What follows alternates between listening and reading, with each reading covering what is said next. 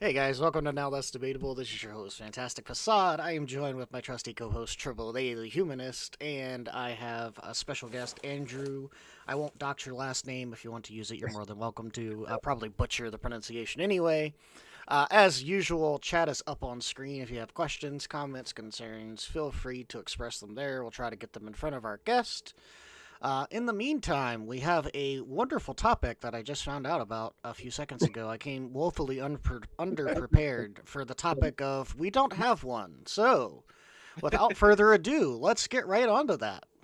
Well, if it's any Well, consolation, you got as much as much advance notice as I did. Yeah, perfect. We're on the same page, Andrew. I don't feel like we're bullying you because I don't know the topic either. So, as long as at least most of us don't know what we're talking about, we don't know what we're talking about.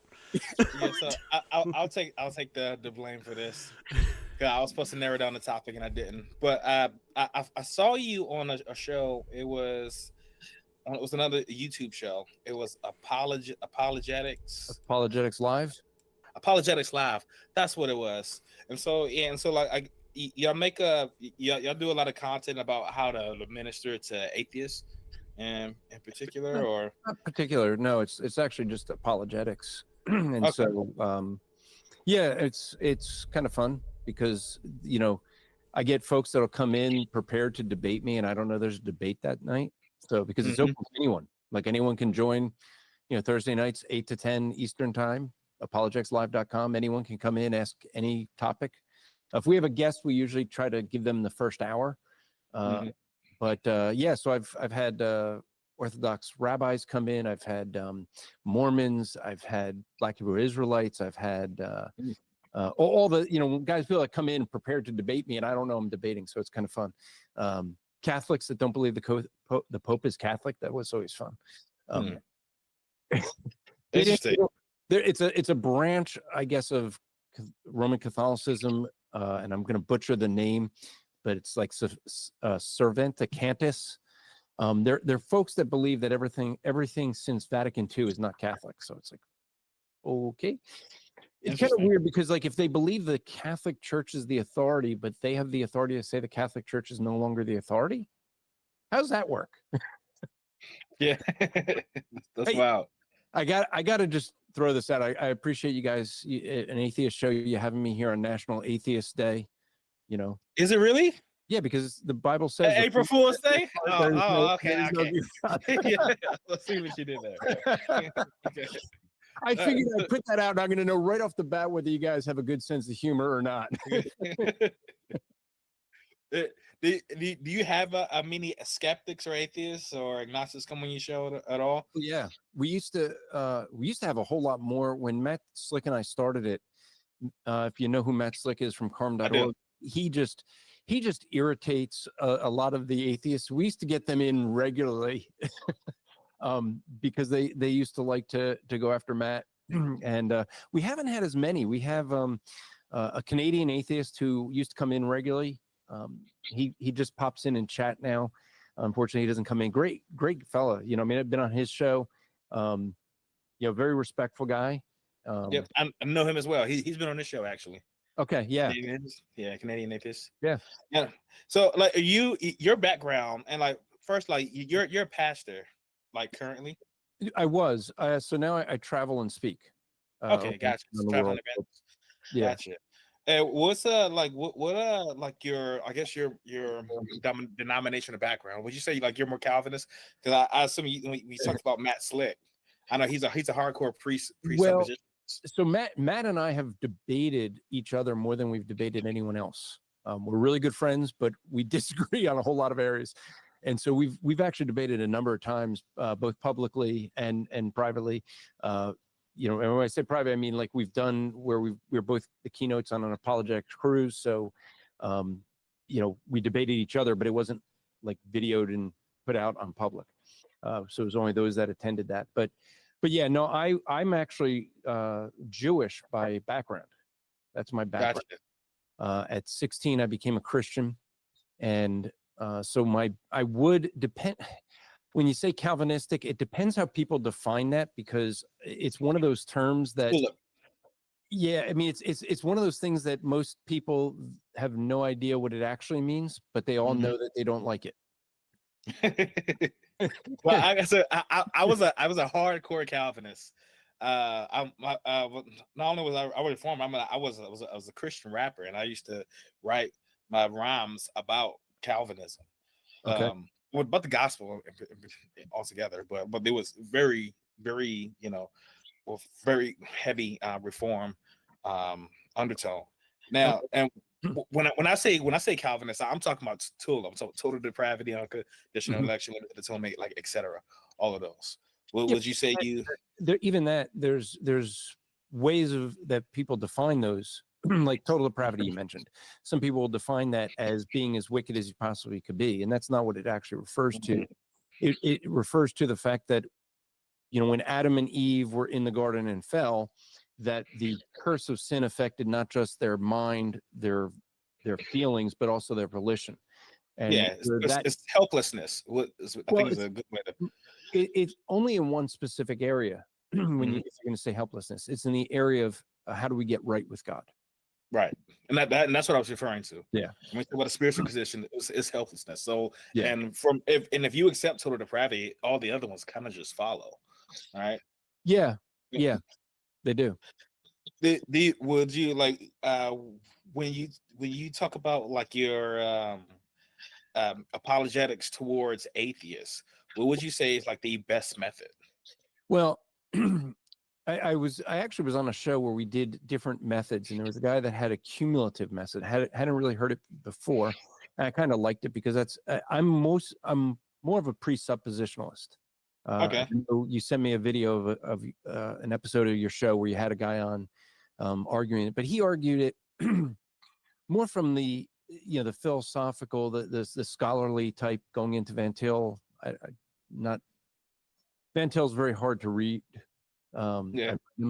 But I would be mostly a presuppositionalist, but I'm not opposed to using evidence where it has its place, right? Because we are going to look at evidence. We all do it, right? It's how we interpret it that becomes the issue. So I start with the point that God exists, He has spoken. That's my starting point. And I would argue that's your starting point as well. You just suppress that in righteousness, as Romans 1 says. Okay. Well, I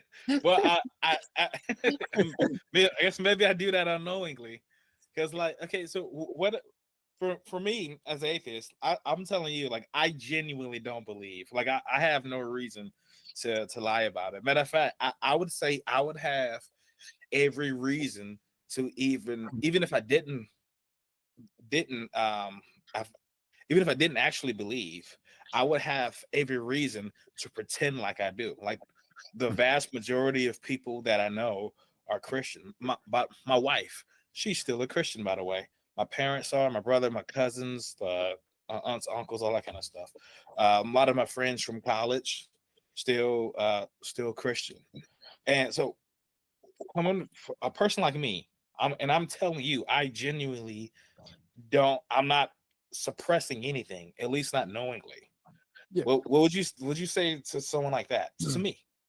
Yeah. So I would say this is, let me ask you a couple questions out of curiosity. Do you read a lot about atheism? Like, you read books and blogs? No. You watch documentaries or things about YouTube videos? Not when I was first leaving Christianity. No, not then. I'm saying, like, now. Do you study atheism? But you do a show promoting it, right? Well, no, not exactly. I mean, this show, it's just a debate show. We discuss like literally anything. We've had episodes about aliens, about politics, about I'm an anarchist too. I mean, so there's a bunch of different things that we've argued about. What typically gets us the most views are religious debates, which is why we've been focusing more on that. But no, I mean, like, outside of when we start streaming at 6:00, and we usually end around 7 or 7:30 ish. After that, I'm not really thinking about atheism. I'm So, just going about my day. all right. So the reason I was asking that you are the first one I've ever had that didn't work into that, because most of the time when I ask someone if they read about atheism, things like that, what I find is they read a lot about it, they watch videos, they study it, and I'll ask. You study atheism? Yeah, they actually are studying that the Christian God doesn't exist. That's usually it's usually Okay. not atheism. I mean, well, let me ask you, and I won't forget the first question, but let me ask you this question: what's your best argument for atheism? Lack of evidence. So for atheism, when I define atheism, I mean just a literal translation of that word, atheist as in non-theist. So one without belief in God. And so as far as having an argument to not believe something, the best argument as I got is I just don't have any evidence of it. Well, that's not an And actual argument for atheism. well, yeah, I know that's what I'm saying. I mean, that would be the best thing I got. Like, so Yeah. because it's not so it's not like atheism has any positive beliefs. It doesn't even say anything about ontology. It is about my state of mind. That is literally it. So I can't say like it doesn't tell you anything about morality, about my worldview, or anything else. It's just the fact that I just don't believe, and there's no reason why I would have to not believe. As long as I don't believe, that's it. Like I cannot believe for a stupid reason. Like my mom died 4 years ago, and I could just be mad that she died, and they'd be atheist. That Yeah. that makes the cut. See, because I've never actually heard a good argument for atheism. I've heard arguments against Christianity or against what you'd say is evidence, but I have never really heard a good argument for atheism. So let's say we had a word for someone who doesn't believe in Santa Claus, right? Let's call it. I'm glad that's exactly where I was going to go with the first round of questioning, because what I typically ask people is, do you study atheism? And they do. And then I'll ask them, do you believe in Santa Claus? And they'll say, well, no. And I say, why not?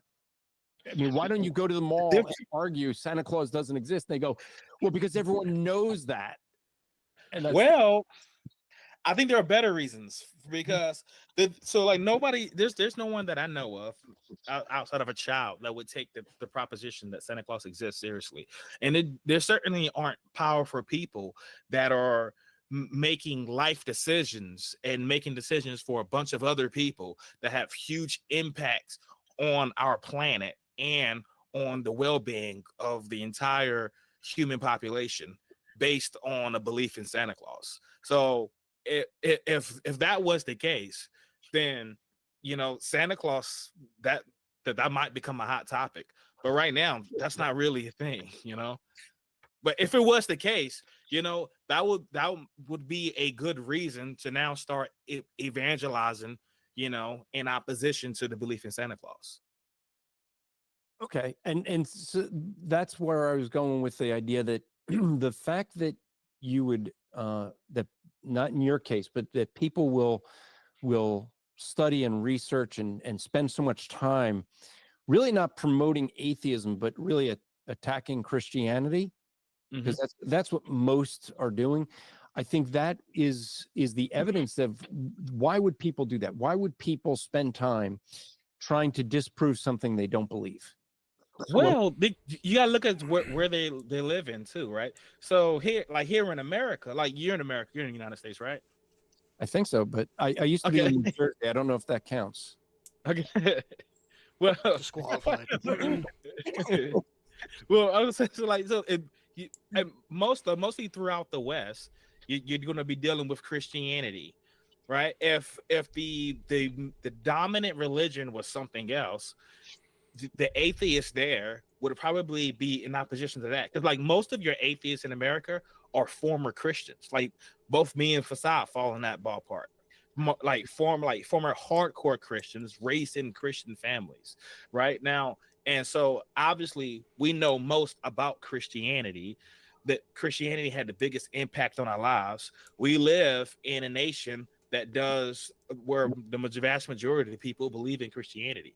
You know, if that was the case for, I don't know, Hinduism, then it'd be a very different scenario. We probably be having a show where we're bringing in a Hindu apologist on and arguing against that. I think the cultural context explains why people tend to be fighting against Christianity. Yeah. Mhm. Yeah, and yet the interesting thing is Islam is a larger threat to the way of life of most professing atheists than Christianity. It depends. So right now, I would say as an American. By the way, like I do cybersecurity for Army counterintelligence. I'm still in the Army right now. I'm an intel sergeant, and so I'm very familiar with world affairs. I have to do this for my job. I would say Islam is almost zero threat to me right now. On a grander scale of the United States, sure, it might be a somewhat of a threat, but for me personally, it's almost to no threat. As an atheist, as someone who professes to be an atheist, if you were in a country under Sharia, and just it's not Sharia law. That's like saying law. Okay, yeah, everyone doesn't know that, but under Sharia, right, you would be killed. And if you were if there was a Christian nation, there's not, but I mean, maybe the Roman Catholic Empire, that they kind of mix the two, but under that, you'd be evangelized. Not possibly not in the Roman Catholic, but in a truly Christian nation, which there isn't. But right, so Christianity would want to share the gospel with you. Islam would want to kill you. Yeah, and that's what I was gonna say. That will also change the context depending on how the religion handles people who defected, right? Like if I insult Christianity, you're just gonna turn the other cheek. The guys over there want to kill me, so that's gonna have a huge effect on how I approach both religions as well. It also goes to show like the kind of the popularity and the skew that you see, especially on media and platforms like YouTube and whatnot, where like AAA mentioned, both of us are former Christians. You don't see that as much in like Islamic countries, especially if they're still residing in Islamic countries. Well, it's because when they moved, and they come to the United States, a lot of those former Muslims, most of their content that you see is usually directed towards atheism. Yeah, well, I'm sorry, towards Islam, not atheism. Yeah. So what you end up seeing, I think, is you have a case where, a lot of people say, well, you're only, to me, I'm only a Christian because I was born in America, which I kind of find funny because I've actually had a guy in New York City. We were doing, I do open air evangelism, so I'll stand up, and most of it in New York City. And so you had a guy that told me point blank, the only reason I'm a Christian is because I grew up in America. And I kind of started to chuckle because like the people that were around, they knew who I was, they knew my background. And I'm like, so you're telling me it's only because I'm here in America, I'm a Christian? He goes, yeah. And I said, I was born to believe that Jesus Christ is Hitler's God. That's how I was raised. Yeah, I mean, and that's obviously that's a very short-sighted or at least truncated explanation of that view. Right now, I can say a person is only Muslim because they were born in Saudi Arabia. Now, obviously, the place you're born is going to have a huge effect on the probability of you being in a specific religion, right? So, but like I think it's absurd, or at least just short-sighted, or truncated version to say that a person is only Christian because we're born in America. You're most likely to be a Christian if you're born in America or in the UK or in Germany, etc. Because just by sheer probability, most people there are Christian. So, but and so the issue being is like you're saying you're in an environment where you're dealing with Christianity more than Islam, and that's why you'd focus on it, right? No, well, it applies to most people, or to most people that we come in contact with on a daily basis. So, like when we have these conversations, most of the time the people that we're having these conversations with are Christians by proxy. Admittedly, I mean, I know several Muslims that live in America. I have friends that are Muslims that live in America. I have not had any of them say they want to debate me on a public show, but I have some. And How many of them do you reach out to though? Besides, I've had about a dozen that I've tried to get on the show actively, and all of them have refused. Also, I wanted to say, I mean, nothing against Muslims. They tend to be, their performance on the philosophy side tends to be a little poor. Well, right? they also just recycle Christian arguments. I mean, that's essentially what they do, and yeah, but and it's more absurd versions of some of the Christian arguments. But I'd be okay with bringing a Muslim on the show. It's just and we had a guy that almost came on.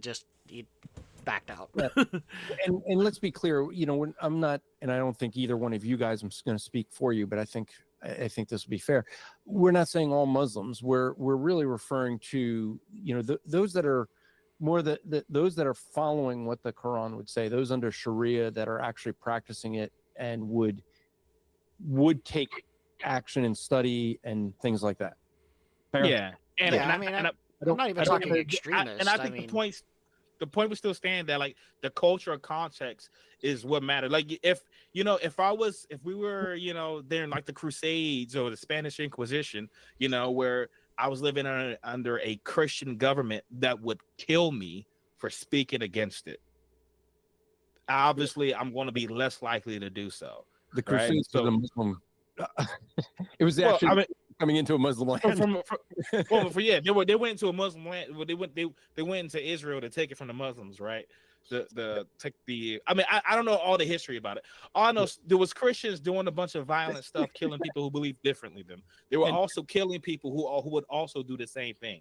Yeah. But the point is, if I was living under a Christian government that would use violence, right, that would kill me or try to hurt my career or do something really bad to me, then I'd be less likely to speak against it, right? Obviously, because we live in a place where we have the First Amendment, I'm allowed to speak and say most things without fear of repercussions on my livelihood, that I'm more likely to speak against it.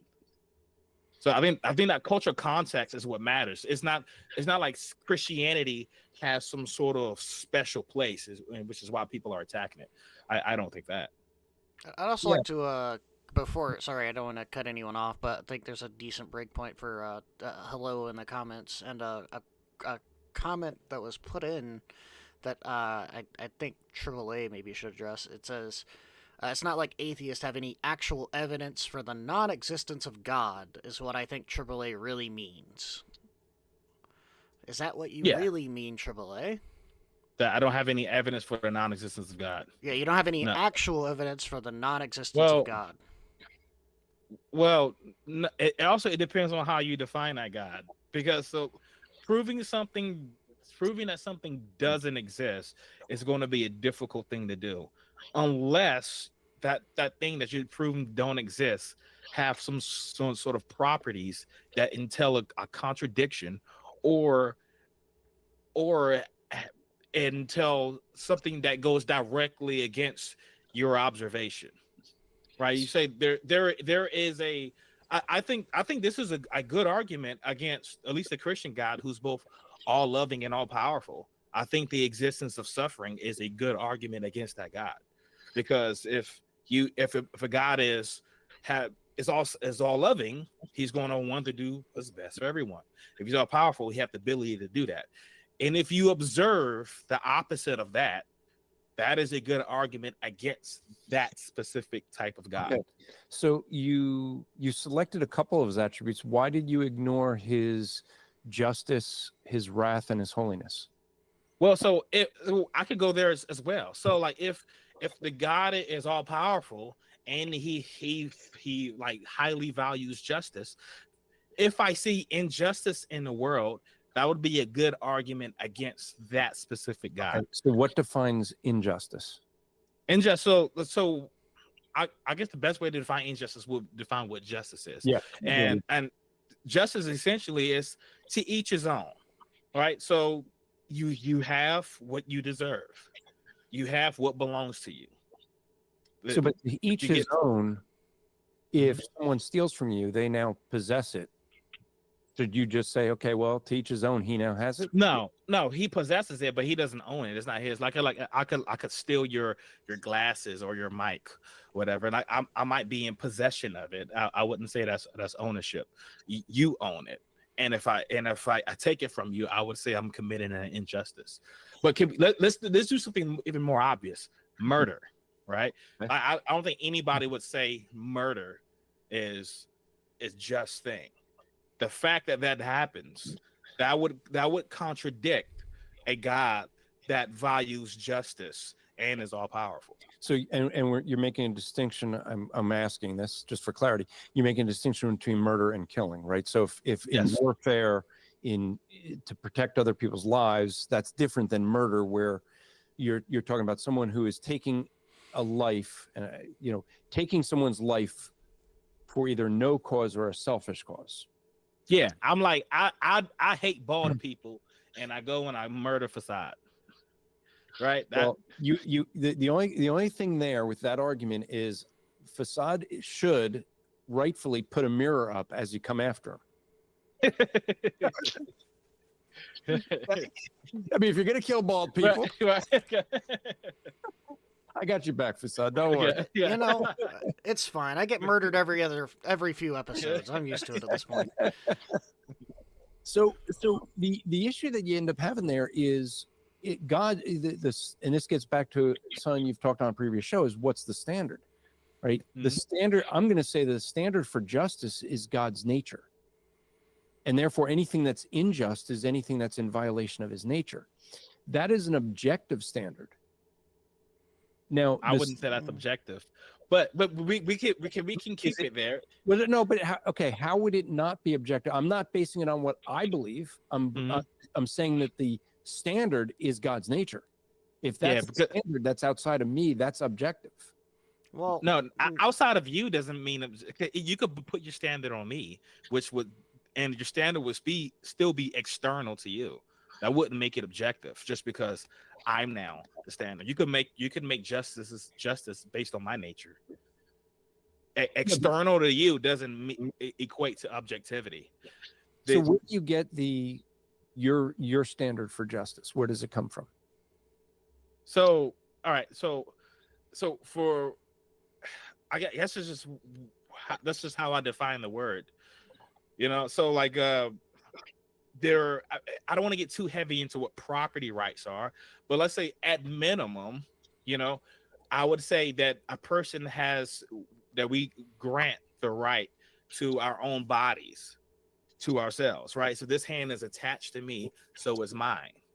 It would be an injustice if you were to take it because it doesn't belong to you. So can you have injustices with things that are not ownership issues? Yeah, you can. Okay, but I wanted to. Go ahead. Well, I wanted to tackle when you had said that the God's nature is objective, and I don't think that's the case because no. God is an agent. Let me be clear there. No, because that's not what I said. I'm saying that the standard of justice is the nature of God. So yeah, that's not objective. So if you guys would deny that God exists, fine. But if God created everything, right? He is he's the one that defines what justice is because it's coming from His nature. He's the creator of it. Yeah, He could define what justice is, but that wouldn't make it objective. If we're making His nature, God is an agent with views, opinions, likes, and dislikes. That is subjective in and of itself. Him, not to us. to everyone that He interacts with as well. Right. Because if you're saying objective is just external to you, then you could put your standard for justice on me. Is my belief in gravity objective or subjective? So your Your belief in it. and your belief in gravity is going to be subjective. Gravity itself is not. Gravity does its thing regardless of what you believe about it. So, and I'm glad you answered that way, because the when I say that justice is the source of justice, okay, the standard is the nature of God. That is gravity actually existing, has no bearing on what you believe. Your belief that God is not the standard is your belief. That's subjective, and that's not what I'm talking about. The problem is that God is an agent with thoughts, opinions, likes, and dislikes. Gravity isn't that. Gravity is not going to see like two males in a sexual act and be like evil. Right? That it's not going to like or dislike this. It's not going to get jealous. When you look at the Christian God that's depicted in the Bible, that is definitely an agent. And so when you make any standard based off an agent, that is going to be subjective. That what you're describing is someone who's very powerful with an opinion. Well, it is not a difference, because you're dealing with the source of something. What is the standard of it? You're not dealing with what you believe. Your belief whether God is just has no bearing on whether he is, whether his nature is the standard. So, all right. So when you say justice, that label, you're pointing to God's nature, right? It's a label that for God's nature. So when I define what justice is, it's going to be that which is in line with the character of God. Okay. And so if the character of God, but just he's by agent, that definition, it is subjective. No, my belief in it would be. Nope. I'll distinguish that for you, and I'll try to help you to understand why. If AAA said that his standard for justice is my nature, okay, which would be a really weird thing, but let's pretend for a second that that's what it was. That would be a really bad thing for him. I agree. I don't disagree. It would be a foolish thing. But is it objective? Not his belief, but the standard itself. Well, the question there becomes, why would you be the standard? Are you the creator of him? Doesn't matter. Let's say why? Because this is where there's several things we have, things like justice that are immaterial. The reason I asked and the reason I said it doesn't matter is because it doesn't matter. And I wasn't trying to be just dismissive, but because I'm an agent and I do things according to my own nature, right? Whether they're free will or not is a different conversation altogether. We're not going down that road. But there's no free will, but yeah. But for the sake of things, I do things according to my nature. Therefore, as long as we're talking about the standard and we're not talking about his belief, we're just talking about the standard, would you say that it's objective to say that I am the standard? Because my nature isn't going to change. I'm always going to be who I am. Therefore, I'm always going to be who I am as long as I'm who I am, right? When I die, I won't be. Therefore, I won't be who I was, and I won't be. But as long as I am who I am, right? You know? So you've never matured? I'm still me. I don't. Yeah. Has God's opinion changed? Has God ever changed his mind? Has he ever regretted something? Has he ever disliked something?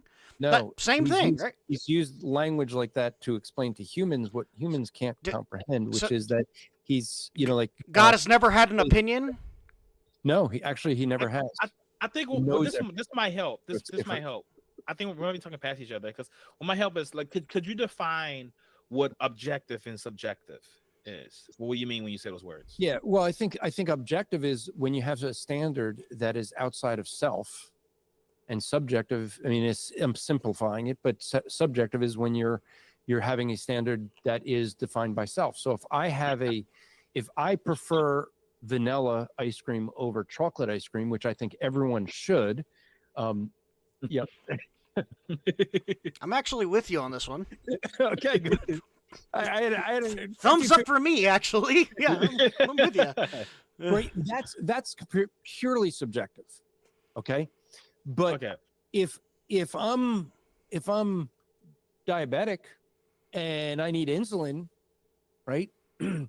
My choice, my belief in, well, I would prefer insulin or I like insulin or don't like it, has no bearing on the need for it, right? Right. There's something But outside of me that That's requires why, and even with that this what the problem definition, though, was. but We like, were but go ahead, even with Fasad. that, I was gonna say, even with that definition, what you've done is you've just shown how it's subjective. Because in your instance, at least in the instance of an all-powerful God, literally anything God does would be His nature, and therefore anything opposed to it would be injustice, right? Or however you want to Also, define that. it, So, like, anything if that no. depending on the context, anything would be objective. Like you talked about your favorite ice cream. Right now, your favorite ice cream, that is external to me. So it's objective to me, Yeah. but subjective to you. So Correct. now that is not how I use those words at all. Okay. And I think so. I think most people, like in least philosophical discussions like these, that the way they would define objective and subjective is mind dependent. So like mind dependent would be subjective, mind independent would be objective. Like for instance, let's say if there's a highway and that's the speed limit is 60 miles an hour. That's subjective because 60 miles per hour is an objective rate, then the object moves through space. If the speed limit says drive at a safe speed, that would be subjective because that's contingent upon what you think is safe, what you think you can handle, which is going to be dependent on a bunch of different factors that your mind is taking into account. So subject. I would just looking up dictionary.com. Subjective is existing in the mind, belonging to the thinking subject rather than the object of thought, which is what I was saying, right? But objective is the dictionary definition, something that has one's effort or actions are intended to accomplish purpose, goal, target, the object of a fundraising drive. For you, an object could be the mind, right? So you could say your objective standard. So yeah, so like when you're looking at that, you're looking at like objective as like an objectivity. So for instance, a goal or something to accomplish, and I don't think that's how. As a noun, it's as a noun. Yeah, versus like we're talking about in the sense of like objectiveness, not objectivity. So as I got it. It's defined as being the object or goal of one's efforts or actions. Right. Yeah. You see, that's influenced by personal feelings, interpretations, justice based on facts, unbiased. So those are the dictionary definitions for them. Well, I guess when you define the word objective, by your definition, if you're using God for that, then sure, you could say by the way you're defining it, that could be objective. But so could Fasad. I could say whatever standard he is. I could just use him as my moral standard as long as it's not using me. As long as I'm using something that's external to myself, it would be objective. An object in mind, right? Or a goal. So we got into this because you were saying that if God is all loving and God is all powerful and there's suffering in the world, then that disproves that God exists. And yet if God is just, so I just want to clarify, that doesn't disprove a God exists. It's just a good argument against the existence of a God.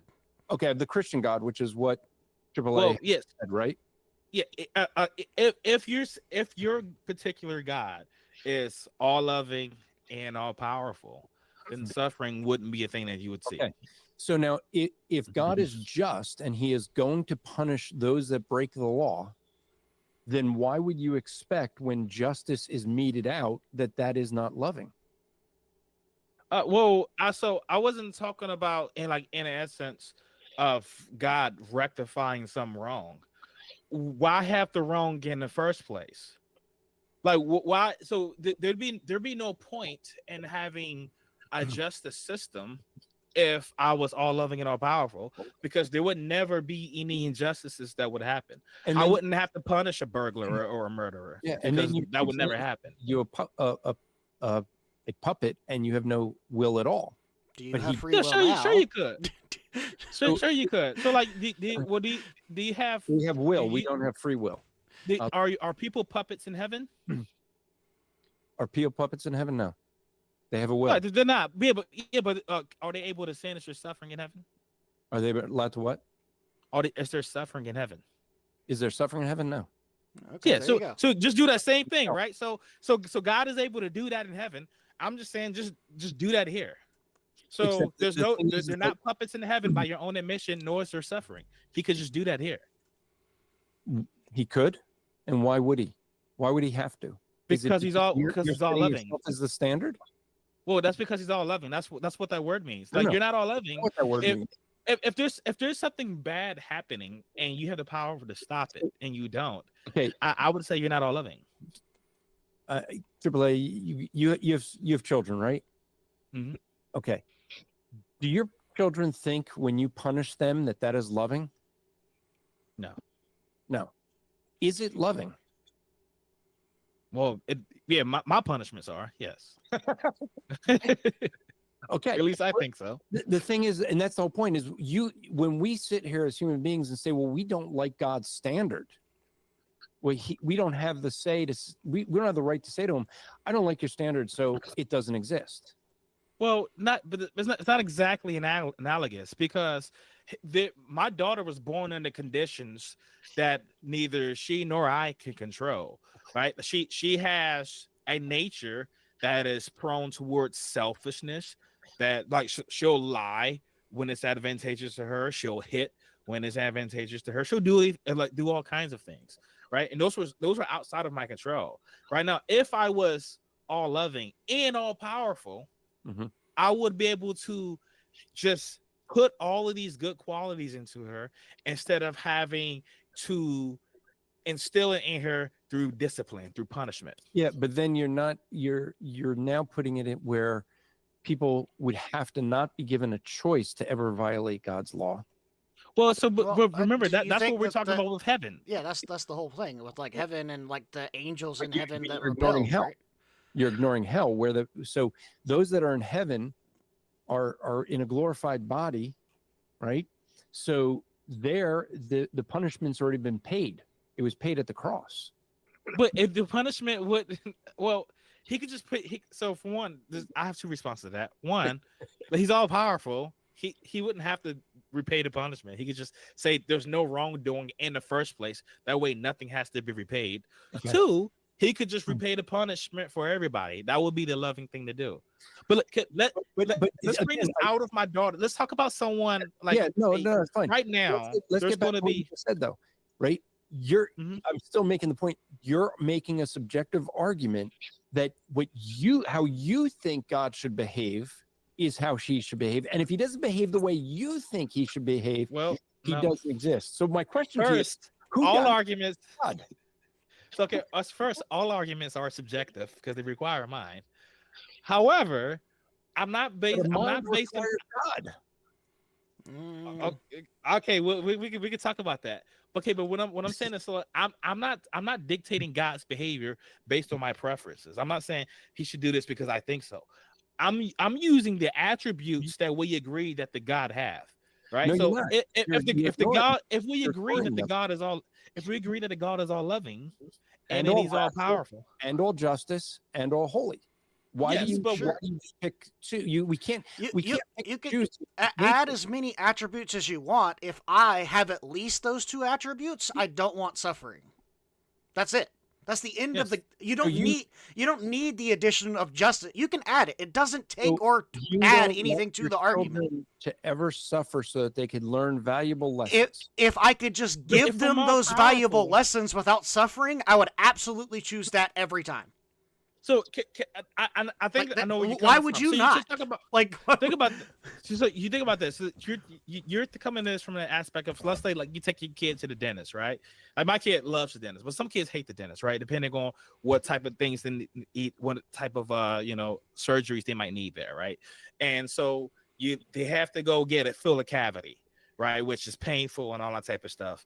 And so you have them go through that pain to prevent a greater pain in the future. And so from their point of view, it might not seem loving for me forcing them to go through that trauma. But because I'm God and I can, because I'm the Father and I'm more wiser, I put her through that so her teeth be stronger later. Is that the way you're looking at this? Well, the way I'm looking at it is that you guys are subjectively saying this is how God should behave, and if he doesn't behave the way you subjectively think he should, then he doesn't exist. That's not evidence. No. So we're not saying he ought to behave based on the way we think he should. No, we're saying you're ignoring other. You're pitting him with you just want to look at two attributes and not look at the rest of it, like his justice. The problem Those that other and the argument attributes that you're wouldn't making change is that the anything. attributes that you can add as many attributes as you want. You could say, hypothetically, that your God, his favorite color is purple, right? That doesn't add or take away anything from an argument against all loving and all powerful. Because an all loving and all powerful person, no matter what their favorite color is, would abolish or prohibit suffering altogether for someone that they truly loved. When you asked earlier, you said, like, would I choose to make them suffer if it meant that they were going to get these attributes, right? The answer is, if I'm all powerful, I can ensure they get these attributes I want without them having to suffer. And that is a benefit of an all powerful God. He can make these things happen. He can give you the wisdom and the experience and anything you want. Literally, fill in the gap of what you want that person to have, and God can give it to you in some other way than suffering, because he's all powerful. He has all the power, so he can do it any way he wants. Yeah. Right? But yet, he still allows people to suffer. And so what I'll ask is that we try not to talk over each other, because it gets kind of hard. I know we get excited. The thing is that then you would complain that God has not given you a will. I don't. I Nope. mean, I don't think So God I exists, would but not- it wouldn't. so- wouldn't. Do you want No. God to prevent you from ever breaking his law? If it meant me going to heaven and not going to hell for all of eternity, and I knew that was a real thing, and I knew a God existed, yes. Then That's where I stand on remove that. your ability to have a will. I would rather not be punished But it for doesn't matter all of what eternity. It doesn't matter what you rather, because you're not Yeah. the creator. Well, you're But- asking for, like, my opinion on this subject of whether I'd have a will or not, right? If it meant me not suffering damnation for all of eternity, I could give two shits less about a will. I would also remember when we talked about heaven. I thought, by your own admission, people in heaven still kept their will despite not being able to sin. Mm-hmm. So, okay, so now you could just use that same argument for here on earth, because obviously, having a will and being free from suffering don't run into any contradictions, because you have that in heaven. So what I'm saying is, on earth as it is in heaven. And would God be able to display all of his attributes in your world? If he's all powerful, he's all sure. powerful. So he could display justice without ever punishing? So Why not? yeah. So He but here's the thing. How would he display his wrath without So, ever displaying wrath? Well, he didn't have to display his wrath, but he could display justice. For instance, remember, justice, like how I said earlier, it's like to each his own. For instance, you not taking my hand, that would be justice. So as long as in this world people just keep all the things that belong to them, nothing wrong happens to them, that would be perfect justice. That's And so tranquility. how would he display his wrath? His wrath. Mhm. So if is your argument that he needs people to sin in order to display his wrath? No. I'm Okay. saying that Well, he gave people a will so that they could choose. I mean, well, I guess he he could wouldn't have demonstrate it with choice in his- Satan and the or destruction of or Satan. Again, or let's try he not to could talk over each other so the audience can hear us. Okay, I got you. I was gonna say that he can reveal his wrath to us in like some way through some sort of special revelation without actually causing the suffering of some agent. And he wouldn't be able to display his wrath. He wouldn't display justice because there wouldn't be any. There wouldn't be any injustice in He the would be world. displaying perfect justice. Yes, remember, because when we talk about like when God punishes people, that's a correction.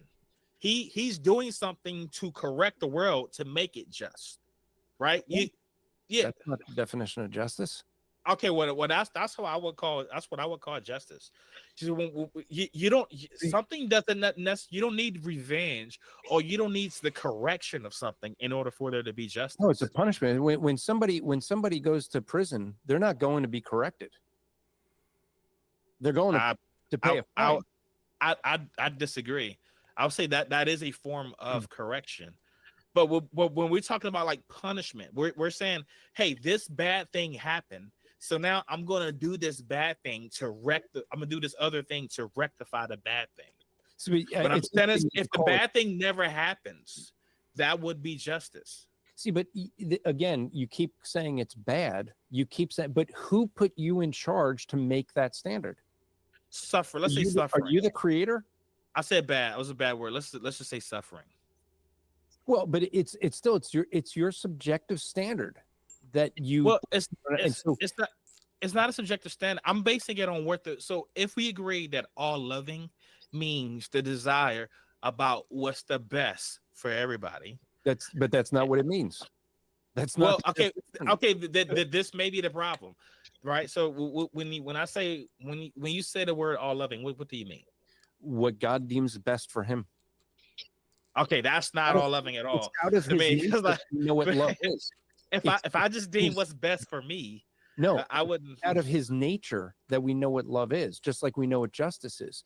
But the fact that you ignore all other attributes, okay? Because let me flip it on you guys. What you're doing? If I say that God is all wrathful and all just, therefore any sign of goodness proves God doesn't exist.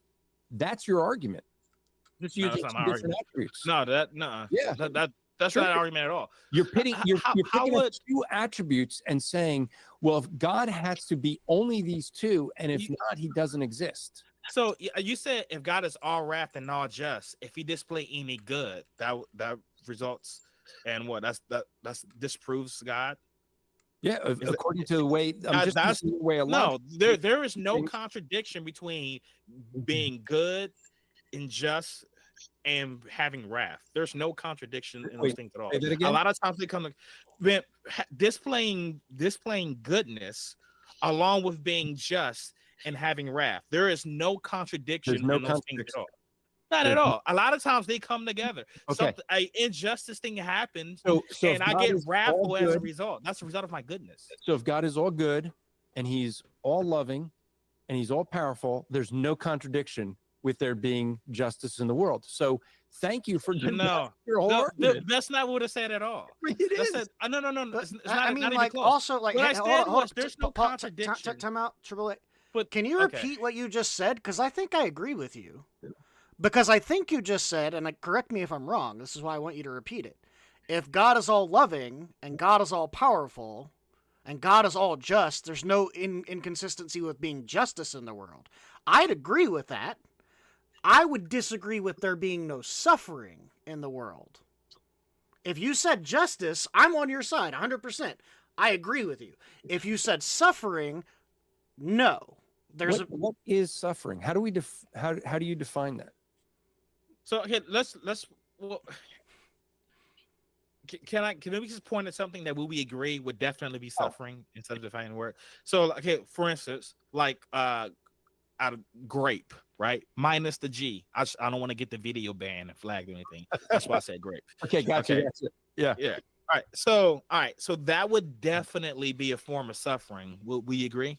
Okay, so it's interesting you use that, and so for folks who know how to spell grape and drop the G from the beginning, I never thought of doing that. I usually just say the word I didn't know they could flag you for. But I actually usually ask this question: is the act of that thing, the word we're not going to use, is the act of that always wrong?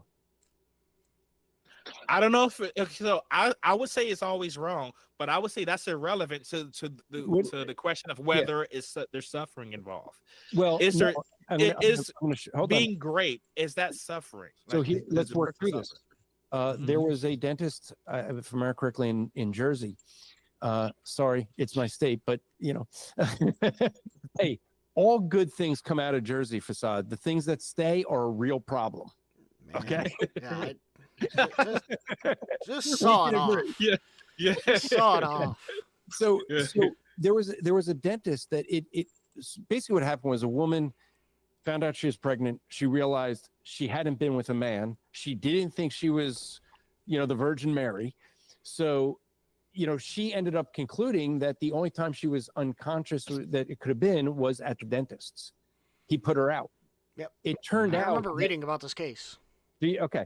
So what ended up happening is there were many other women afterwards when this case became known and his name was out there that ended up realizing, and there were paternity tests, and there were several women that had basically relations with the doctor without their knowledge. Okay. Now, a really interesting thing that occurred with that case was, and this is why I always ask whether the act itself is always wrong, because I would say yes, because God's not a, that word. Unless God Okay. God deemed it as such. So, well, but it's outside of his nature. It would be the point. That's what makes it wrong. Okay, but that's always a fun conversation. But the interesting thing was that the women, like this, with the suffering argument, the women did not suffer. The way you're defining it, they didn't suffer. Well, we didn't define it. Let me finish. They didn't suffer. They didn't have like the PSTD and things like that until they found out about it. Right? Yeah, then they suffer then. It was the knowledge of it, not the act of it, right? And so when you say suffering, well, I am definitely not making this argument, right? But one could make the argument then that, well, hey, as long as they don't know about it, they don't suffer. Now, would that then make it right? I would say no, because it's against God's nature. But if suffering is the standard, well, then doing an act like that to someone who's unconscious, they don't suffer because they don't have no knowledge of it. So I'm not using suffering as a standard for anything. I'm saying the existence of suffering would contradict the existence of a being that is both all powerful and all loving. But it wouldn't contradict a being that is just and wrathful. He could be. He could have any additional properties you want to add. No, so he could. You can't eliminate properties and say we're just going to focus on these and then define it. What you're doing there is just it's a fallacy. You're not looking at the full nature of who God is, and then saying, okay, let me question. What is it about God's justice? But I just want to ask. You're asking the question I was going to. Go ahead. Okay. What is it about God's justice that requires a grape? What in his justice? No. What is it about doing that is unjust. So you're saying we talking about God's justice. God is this all powerful being needs bad things to happen. No, he doesn't need for some reason in order for him to be just. No, he doesn't need it. Well, then now you agree. He allows people to make decisions, and based on their decisions, his nature, because of their decisions, there will be suffering, what you call suffering. But the thing is that that's called God's justice. You just don't like it. When you say God allows people to do bad things, that would go contrary to a being having the properties of all loving and all powerful. No, it doesn't. It would, because bad things happen in my city all the time. I live in DC, right? We have some crimes and stuff, right? No, I'm not all powerful. Yeah. That's right. Oh. You guys moved down to third in homicides this Yeah. year. Yeah. Congratulations. But anyway, so like I'm not all powerful. I don't have the ability to stop those things, right? So if I was, then it wouldn't happen. Well, as long as we accepted the fact that I also had the desire to prevent them, and if I was all loving, then I would. Yeah, we're getting to the question of what's the standard, and I keep pointing it out. You want to make the standard just two of God's attributes and not the totality of who He is. You're missing. You keep going back, and you're missing this point, though. Like, and this is where he asked, and I was going to ask, is that what is so explicit or so unique about God's wrath and or justice that requires such a heinous act to occur? If there is nothing that is deemed necessary by God's wrath or judgment for that act to occur, then it's unnecessary, right? Like, God doesn't need for this thing to happen, even though He is a wrathful God and He is a just God. This thing does not need to exist in any way, shape, or form. So if an all-powerful being that is still just and wrathful doesn't need for this thing to occur for Him to still be just and still be wrathful, but He is all loving, then that act would not occur. So I mean, no offense, but you sound like the criminal that stands before the judge accusing the judge of not being merciful for sending him to prison.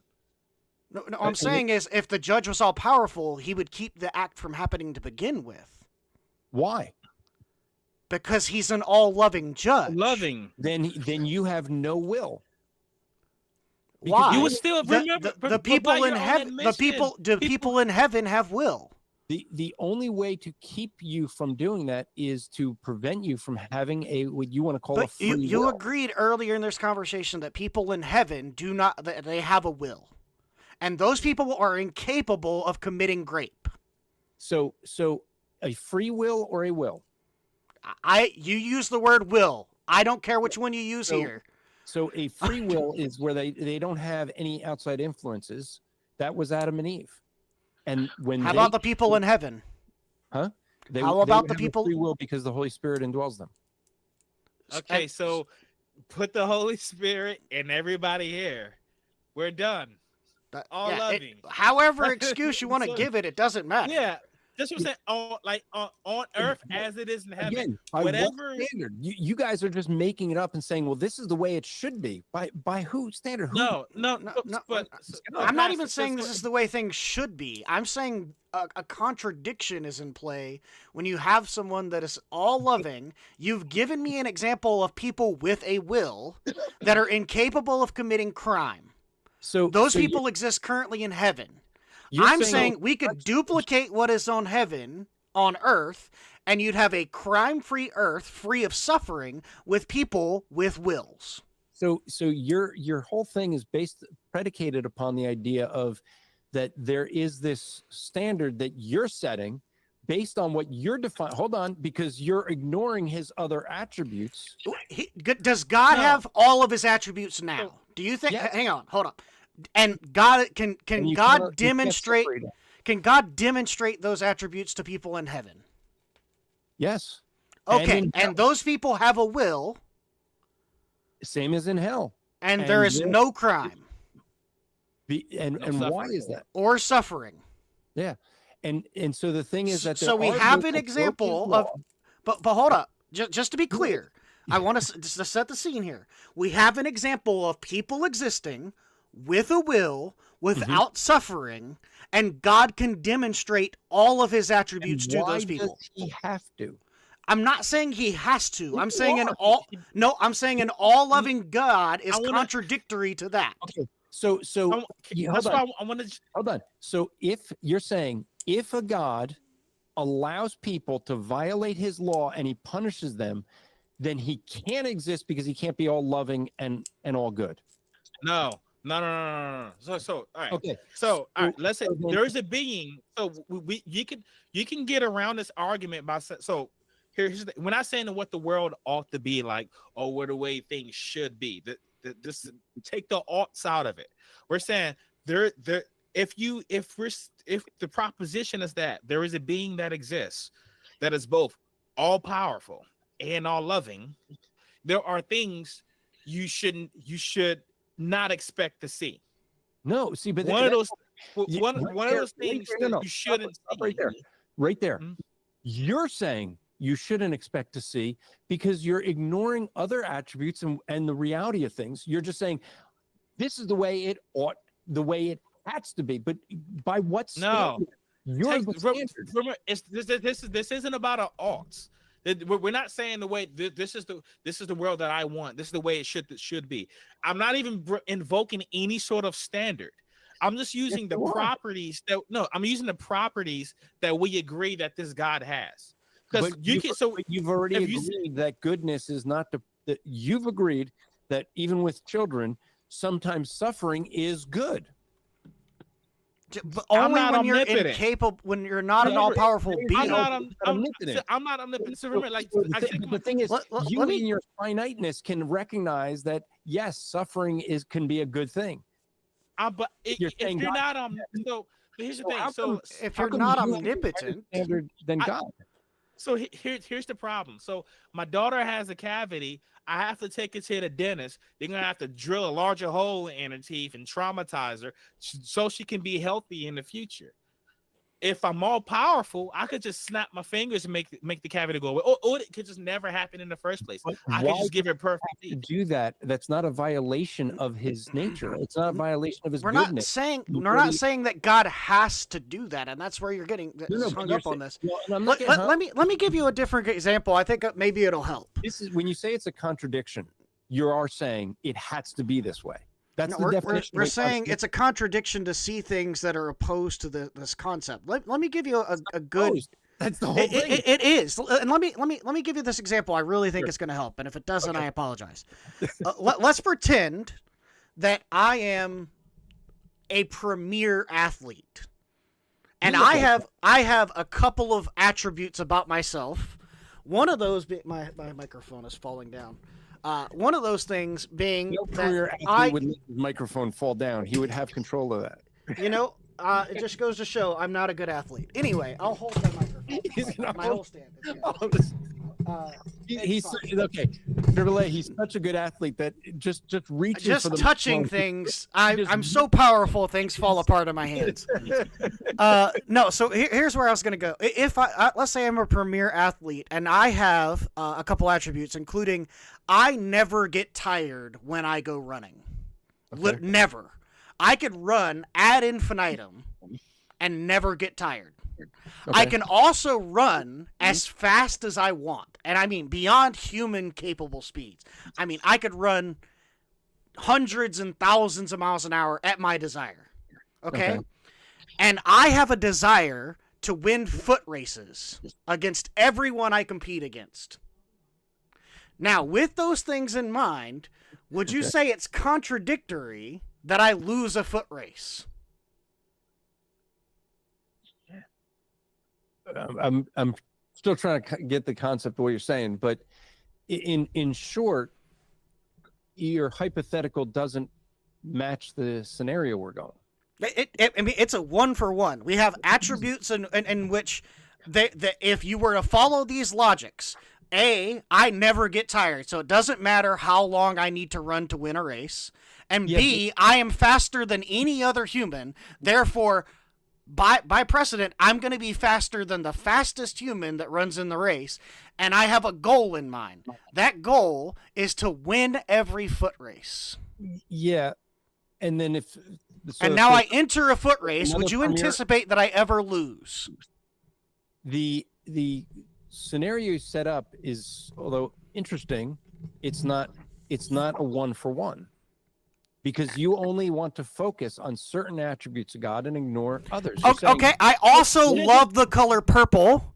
I also have a girlfriend. I also really like dogs more than I like cats. I also can eat without gaining or losing a pound. I also can think about things and talk in sentences in reverse. I also have an Apple as a phone. You can add as many attributes as I want.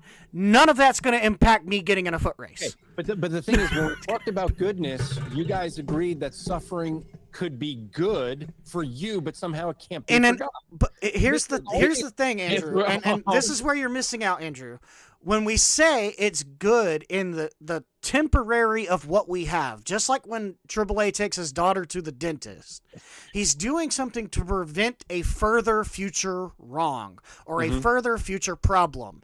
The classic quote, "A stitch in time saves 9." That's every dentist ever, right? That's what a dentist strip is for. It's a preventative measure about future problems that could arise. If I was an all-powerful being, I could ensure those future problems never come up. I could ensure they never started to begin with. Well, we see. I can't say that because I don't have the mind of God to say what he could or could Is not. he all-powerful? That is the definition. No. Can God lie? I mean, I guess that depends on how you define that, lie. That depends. So, like, if you're coming from like a Van Til perspective, no, God couldn't lie because the moment he thinks it is now truth. You would say it becomes reality. If God said that the sky Well, is now made of yeah, meatballs, see, it would be made of meatballs. Right, because he would know it to be. But so, like, in that sense, it will be a contradiction, which is why I'm glad that you went to the contradiction here. Because in order, when we talk about God being all powerful and all loving, right? It doesn't matter what other properties you add, unless you add properties that contradict the omnipotence and omnibenevolence, then the experience for suffering should not change. You would not expect to see it. But no, you would. I see. The whole thing is you have a definition that is set up from your vantage point, and you're saying that you're now pushing that on God and saying, well, he has to be this way. But you are the creation, not the creator. You're the loving as in the hands of the potter. Sorry. I would say all loving as in the way that I thought we agreed to. Like when I said all loving, I'm saying someone who desires the best for everyone. All loving is that Christ himself, God Almighty, came to earth and paid an eternal fine so that you could be free. For some people, so you could be forgiven. For some people, you're the one that doesn't want that. That's your choice. For some people, it's not your choice. Really? Yeah, the Bible makes it pretty clear. But I don't think like Pharaoh. What about like Pharaoh? Yeah, and so Romans 9 is followed by Romans 10. So Romans 9 is talking about God's mind knowing all things versus Romans 10, if you confess with your mouth and believe in your heart, you will be saved. So and what is it, 1 Thessalonians, that it says many are going to come saying, Lord, Lord, and he's going to say, depart from me, I never knew you. So, I mean, we could quote scriptures all day, right? Like that's each other for the audience. It really is. The audience will appreciate it because they can actually hear what's being said. And it's Matthew 7:21-23 that you quoted, Fasad. Cool. So I mean, like the whole point to all of that is that, I mean, like if we really want to get into whether you have a choice or not, I think we should just go to Revelation, the book of life in which the names are written upon, which is 7 seals, and in those names are those who will enter the kingdom of heaven. That book was written and sealed before the beginning of time, or before. The Bible says before the foundations of the earth. And so what is it? Was there for God? Was there before the foundation of the earth? I mean, yes. So. No. Yes. Because he would have created time itself. When did he do that? He's eternal. He's omniscient. When did he create time? Within time, he would have created it, but he as a being is outside of it. Okay, but so there's a particular place in time that humans did not exist before the earth was formed. Would you agree with that? Correct. And so you didn't exist when the book was written, and neither did I. Okay, but the thing is what you have to do is, and I get it what you're doing, you want to try to force the Bible to say something and ignore the language and what it's teaching. When you talk to your children, and they're, say, 2 years old, and they're going to stick a fork in the outlet, do you explain electricity to them? Depends on their age. I explain electricity to my kid. She's 4.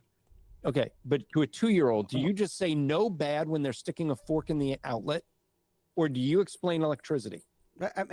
Andrew, I'm not trying to be rude, but it sounds like what you're doing here is saying that people are too stupid to understand what the Bible says. No, I'm saying that we're too stupid to understand God, the mind of God. Okay, but if that's true, then you can't understand the Bible because it flows from the mind of God, right? I didn't say that, and that's why God uses language we can understand. So when He says, okay, so when I interpret the Bible, then I understand what it says.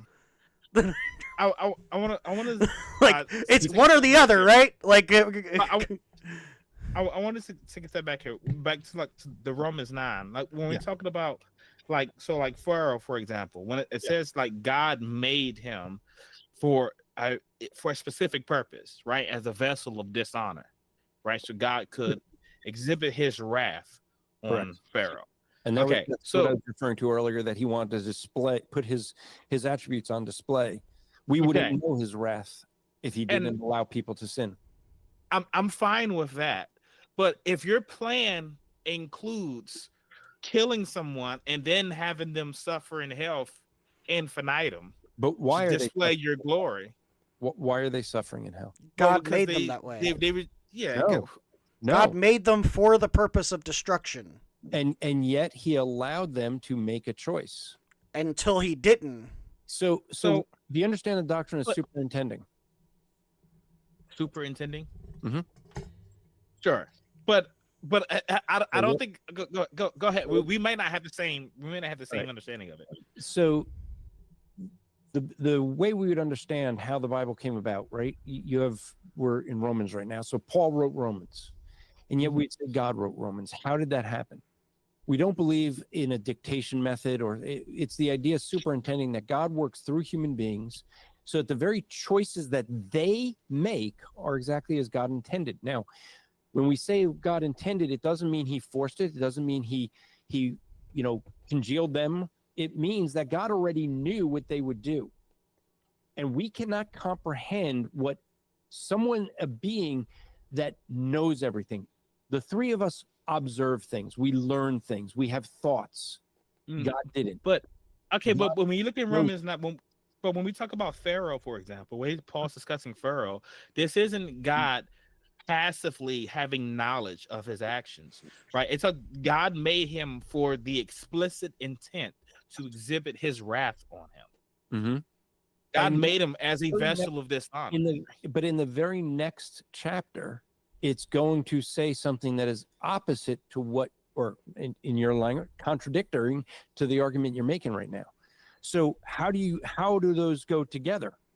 See, what's the contradiction in Romans 10?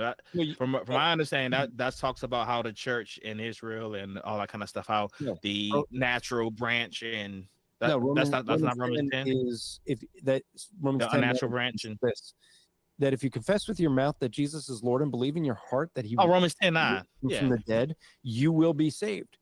For with the heart a person believes, resulting in righteousness, and with the mouth one confesses, resulting in salvation. So this obviously wouldn't apply to Pharaoh, though. Well, sure would. He's saying that to everyone. Jesus wasn't even around yet. Well, Pharaoh couldn't confess with his heart and believe in. I would argue that this is for, because right, I said at the beginning, everyone knows God exists. There's nobody that's without excuse. That's Romans chapter 1. So what you have is, you have a case where, yes, for Pharaoh, whether he knew about Jesus or not, the Israelites at the time didn't know about Jesus either. They were looking forward to what God would do. But it's recognizing that God is the one that does the work to make us right with Him, not us adding to it. But for some people, God doesn't do that work, and for some people, not right. But if He did the work, then we all be saved. And that is one view of it. But I would say that would necessarily follow. Like, no. God can't. I mean, how God is all powerful. What do you mean? He does His redeeming work on me, change my life, and I'm just like, nah. I'm still a heathen. He died and paid the fine. That doesn't. So if I go into a restaurant, this is a true scenario. I went into a restaurant with a friend of mine, and my friend paid for someone's meal.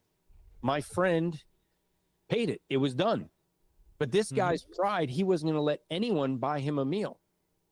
And so he paid it a second time. Was it paid? Sort of. He kind of paid a meal a second time. He didn't pay for his meal because it was already paid for. It was already paid for. And so, but he decided he was going to pay it anyway. And that's... But he didn't pay it, though. He just gave... I would say he just gave the restaurant money. Yeah. He was no longer in any debt. Right. So you want to give your soul to hell. Okay, that's your choice. You decided that. But you don't have a debt anymore. The debt's already been paid. And yet, right?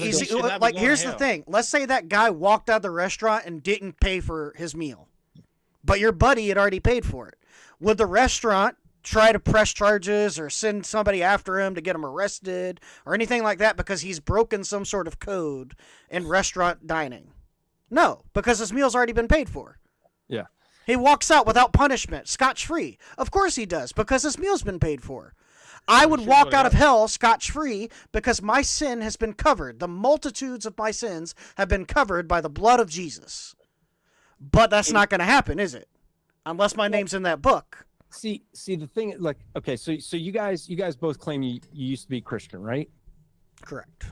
Okay, so you believed that the Bible was your authority? God was the authority, but the Bible was God's word. God's word. Yeah, by proxy, sure. Yeah. All right. So you believe what? And let me just read to you. Maybe you're not familiar with 1 John 2:19. Okay, they went out from among us because they were not really of us. If had they been of us, they would have remained with us. But they went out so that it would be shown that they were not of us. So you were never Christians, were you? I mean, according to your belief, no. I guess by that standard, sure. I mean, yeah, but right? that you were never. That doesn't really. You just you thought you were. You deceived yourselves. You were hypocrites that were pretending, and you stopped pretending. Yeah, and right? All God has to do is, and if He's all loving, just come and save me for real, and that'll be the end of it. So so this is why does He have to force you? Well, he doesn't have to. But if we're going to define God as all loving, then all loving requires certain things. Like he doesn't have. What does it require? What does all loving require? Well, what I had said was all loving requires desiring the best for all people. Now you had defined it as God is all loving as long as He wants the best for Himself. No, that's not all. But what you think is best for all people is not what He thinks is best for all people. So okay, so now let's talk about let's talk about this standard. So let's talk about this. So now it can get gray. Now we talk about like what's best, whether you go to Harvard or whether you go to Yale, whether you're a doctor or whether you're like Harvard both out for me. Yeah, right. Same here. But what I'm saying, but that could be gray. Now whether you go to Harvard or whether you get sewn into sex slavery, what's best? That's pretty easy, right? So now let's take it to some more really easy questions. How is it best for Pharaoh, for him to be created just to be destroyed and then go to hell forever? To be an example of God's wrath. This is the difference between you and I. This is the difference between you and I. You're answering for how God should think, and I am not. No, I'm not telling you what God should do. I'm saying if you're all, you don't recognize it. No. I'm not saying God doesn't have to be all loving. Okay, so if God is if He's not, if God is not all loving, He can just send people to hell. Then if God is all loving, does He have to do the things you defined as all loving? That's what the word all loving means. Just like so if someone is a bachelor, do they have to not be married? But then yes, that's what the word means. Okay. Say it again. Then he has to, because you're saying he doesn't. You're not saying he has to. You are. You're saying he has to act this way. Oh yeah, sure. Okay. Just to be clear. Standard. But when you say has to, you're implying you're trying to. I think you think that I'm putting some sort of moral obligation on God, and that's not what I'm doing. I'm saying he has to, in a sense. That's what the word means. Like for instance. Like Facade is a bachelor, right? He is not married, all right? And does he have to not be? Does he have to not be married? No, but he wouldn't be a bachelor anymore. That's what I'm saying. He can just not be a bachelor. So does God have to desire the best for everyone? Yeah, and no, he's just not all loving anymore. But because that's what that word means. Right. So it gets back to what's your standard. And so let me ask this. You keep arguing, right? And yet the things you're doing require God's existence in the first place. Everything you've been doing tonight is you've been making moral arguments, you've been making rational arguments, you've been using an ability to reason, you've been talking about law, we've been applying laws of logic, whether we spoke specifically about them or not. All those are immaterial things. Okay, so their descriptions, that's why they're immaterial. They're descriptions of the material. So the descriptions, of course, are going to be immaterial. The laws of logic apply, right? Yes, and yet they're not a material thing. Yeah, you don't need a mind for them. The laws of logic are reality. Yes, it's a description of reality. Just like speed isn't a material thing. It's a description of how an object moves through space. Also relative to its mass and location. And I mean, it's immaterial. You said thoughts. I don't. It depends. I mean, there's a bunch of neurons firing, all that kind of stuff. There's a difference between the mind and the brain, right? So the mind would be immaterial, the brain would be material. So I disagree. I would say the mind is what the brain does. When the brain is doing a thing, we call that a mind. Yeah, it's conscious, it distinguishes itself from its environment. And yet these things like love, which we've been talking about, that's immaterial. You can express it in a material way, but it is an immaterial thing. And therefore, what is the immaterial? Maybe that really depends on how you define love. Your worldview. That's complicated. You guys have been saying, well, God can't exist because there's a contradiction here, and yet the whole thing is everything you're doing requires God because you're using logic doesn't require God. Huh? Logic doesn't require God. Really? Yeah. So where does logic come from? Logic is a description of reality. That's all. And so it doesn't. It's not a law that has to be followed. That is followed. It is a description of reality. Yeah. If it were different, we describe it differently. Okay. It is followed, but there's nothing about the law that says that it has to be followed. We're describing things as they are. We're not describing things as how they could be. Say that one more time. The law itself has a law of non-contradiction. Second law of logic. Yes. So the law of non-contradiction says A does not equal non-A. Correct. It doesn't say that. But what I'm saying is there's no more specific to that. You can't have A and not A in the same way in the same time. Okay, because even in the same time, that's not. I mean, it would literally have to be a 1-for-1. Time is not quite specific enough. Let's just that's what I'm saying. Just take time out of it. It's just A is not non-A, right? A can change. A can change. That's but now it's non-A. Yeah. Right? Let me just because I want to be clear just to help you with this because you may not. So, example, I can have $20 in my wallet or not have $20 in my wallet. But if I'm talking US dollars, but I actually have Monopoly money, that's not the same way. But I could have a $20 Monopoly money in my wallet, right? You could. So and you'd still have $20 in your pocket or your wallet. Yeah, if depending on how, right? But if we're talking US dollars, that's not US dollars. That's what I'm saying in the same way, right? That's just a definition of it. Yeah, I just want to make sure that we're not putting obligations on the laws of logic.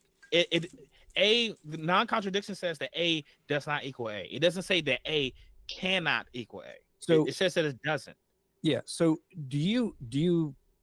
I'm guessing you're married, right? So you love your wife? I do. I would hope so. Can you pour a cup of love out? No, I can't pour a cup of logic out either. Right? Because it's not. I can't pour a cup of speed out either, right? Because speed is a description of reality. It's not a material thing. That's my point. Yeah, it's a description. You're using an ability to reason, which is an immaterial thing, to make arguments, and yet that itself requires God. Why? Why do you think it requires a God? Immaterial argument require God? Well, what's the immaterial source of it?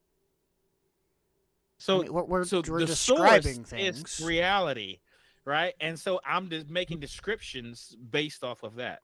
Yes, but you're also reasoning, which is, and putting things together that is not a description.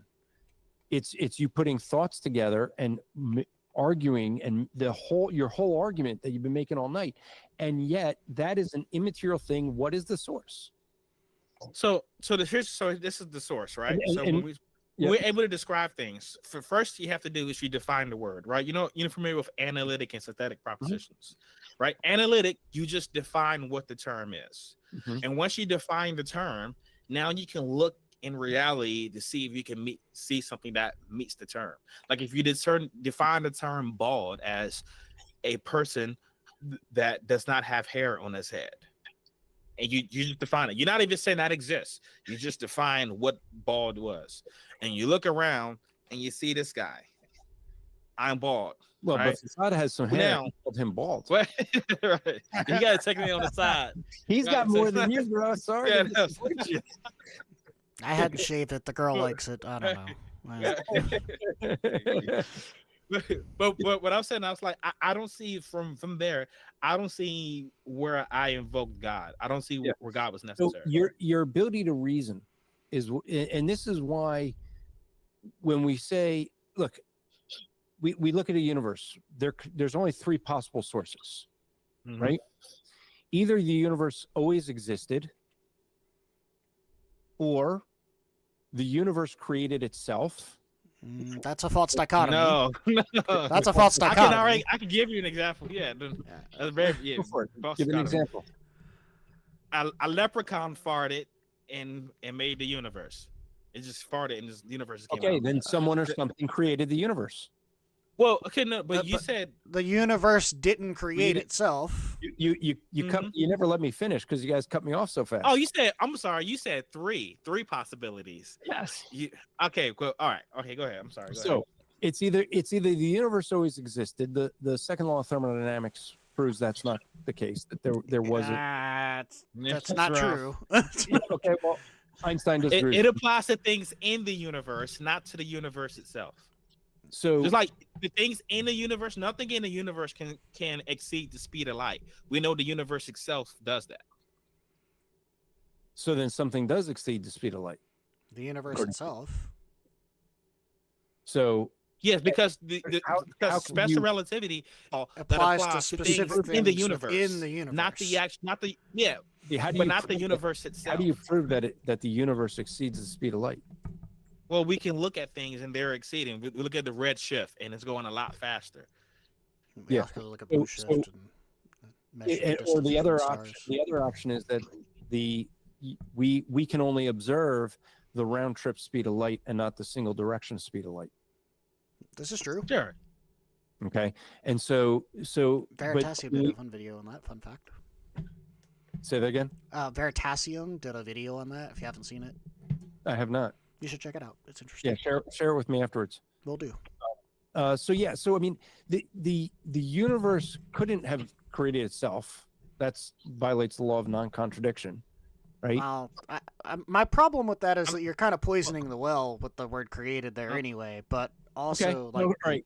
But we agree the universe had a beginning. No. Oh, we don't. Okay, so No. you believe it always existed. I believe it's possible that it's always existed. So from general not relativity, as it stands, but okay. So remember, so we have the four fundamental laws of physics, right? You got gravity, you got small and weak interaction, you have electromagnetism, right? Now we're able to describe three of those laws in quantum values, right? As in discrete segments. We can't do that with gravity. So we don't know what part gravity played in the early universe. So when a universe gets to a certain point, the model just breaks down. So we don't know what happened before Planck time. We just don't know. That's not the beginning of the universe. That's the ending of our understanding. Where did that matter come from? 23. It could have just always existed. No idea. What I'm saying is, so the lambda CDM model does not attempt to answer that question. Mhm. There, you have to go outside of that. That's why they go into super string theory, loop quantum gravity. Like there's M theory. There's a lot of other theories to try to explain that. You're gonna have to go outside of the Big Bang. But Wait. But there wouldn't have been a Big Bang then. I mean, sure. what they call the Big Bang. So there's a point, and there was a point in the universe where it began to expand. Right. At first, And- it expanded and what really was- quick, about what the was size of there? a grapefruit. Say it again. And what was there in the beginning?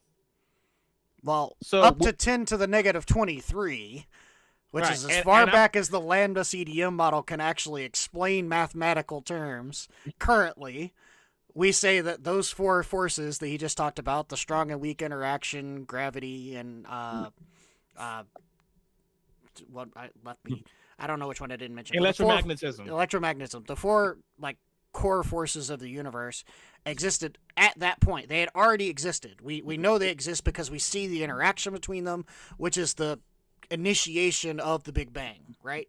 That is at negative 10, or that's 10 to the negative 23, right? That's what we call that. That is where the math breaks down. What We need a existed quantum before theory that of time? gravity. Yeah, what existed before that? Our math isn't good enough to tell that. God, that's what existed before that. But the interesting thing is, so do you believe, as Stephen Hawkins would teach, would write in his books, that that you just described is nothing? He So when would he have says nothing, he's talking about vacuum, and he's talking about a vacuum space. So let's say you have a fixed volume, and you start pulling out everything, right? All the Mhm. matter, every photon, everything out, right?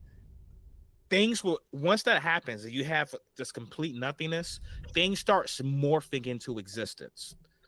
It's really weird. So is that, in that nothing, was there these four elements? So the four elements. You mean Well, the the- four laws of physics? four laws of physics. Yeah. Yeah. So okay, so They exist. so the reason why, sorta, because you can't really get rid of that thing, because actually we don't, our most accurate model actually isn't describing things in fixed segments. Is actually field theory. So they say there's a field, there's an electron field, there's a proton field, right? And so that's already always existing there. In that field, fluctuations can happen, right? You can have a fluctuation that goes up, which causes another one to go down. Up here, it's going to have positive energy, when we can call it a positron. This one have negative energy, we'll call it an electron, right? And they can touch, and then Is that a material thing? yeah, that's a material thing. Okay, so that's something that was actually something, right?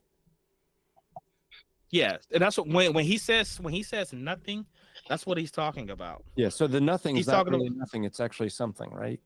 No, it's something. It has energy. We can measure it. That's why you can't even get something to Right. absolute zero. So it's something and not nothing. Yes, it is something. So it's not nothing. It is Correct. not nothing. I don't even know what a nothing would be. Is once you try to make nothing, then you have nothing. Well, nothings are what rocks dream about. That's what nothing Well, is. yeah, I would say once you try to make nothing, you have something. Exactly. And that's the whole thing. So you know, they say, okay, well, there's nothing. And that, okay, well, that is actually something. There was something. Every one of us recognizes that there was something. Right. that Well, created- most people have this, and you may hear the term, but we call it a philosophical nothing, right? And that's what some, like Lawrence Krauss, for instance, when he wrote the book Something from Nothing, Mhm. Lawrence Krauss was talking about a philosophical nothing, not an absolute nothing, right? Mhm. So an absolute nothing is the non-existence of nothing. Like, it is non-existence. Nothing exists. The universe itself wouldn't exist. No parts of the universe. No nothing. Like, the concept of God couldn't exist because genuinely there is nothingness. The minute you start getting anything beyond nothingness, it's no longer nothing. That is an absolute nothingness. When Lawrence Krauss and when Stephen Hawking used the word nothing to describe a vacuum in space, they were talking about a philosophical nothing, which is there is absence of thought, presence of even things like time weren't really a concept yet. I mean, you have basically the four interactions. If you strip those away, you're left with literal nothing, absolute nothing, if you want to call it that. But like a philosophical nothing is there's nothing as we would recognize to its extent, right? Even these fields without fluctuations don't produce anything. When they have these fluctuations, you see positives, positive ions, electrons that are produced because of these fluctuations, but it's not true nothing because those fields exist. True nothing, even those fields wouldn't exist, and then therefore there would be absolute nothingness. Versus a philosophical nothing is, yeah, absolutely. We can actually give you last word here. Yeah. But yeah, philosophical nothingness is kind of the concept that, and I honestly kind of dislike Lawrence Krauss for the book because of the book Something from Nothing, and because people didn't really get past the title of the book to start destroying the book. When you read his book, he fully admits that nothing in his sense is a philosophical nothing, and he, as far as I can tell, Lawrence Krauss doesn't believe in an absolute nothing. He believes something always existed. So would it be fair if I was to argue that the word nothing means nothing? It means what rocks dream of, and therefore tell you that the universe doesn't exist, because if the universe was nothing and yet we admit there had to be something, it's a contradiction. Therefore, the universe couldn't exist. Would that be fair?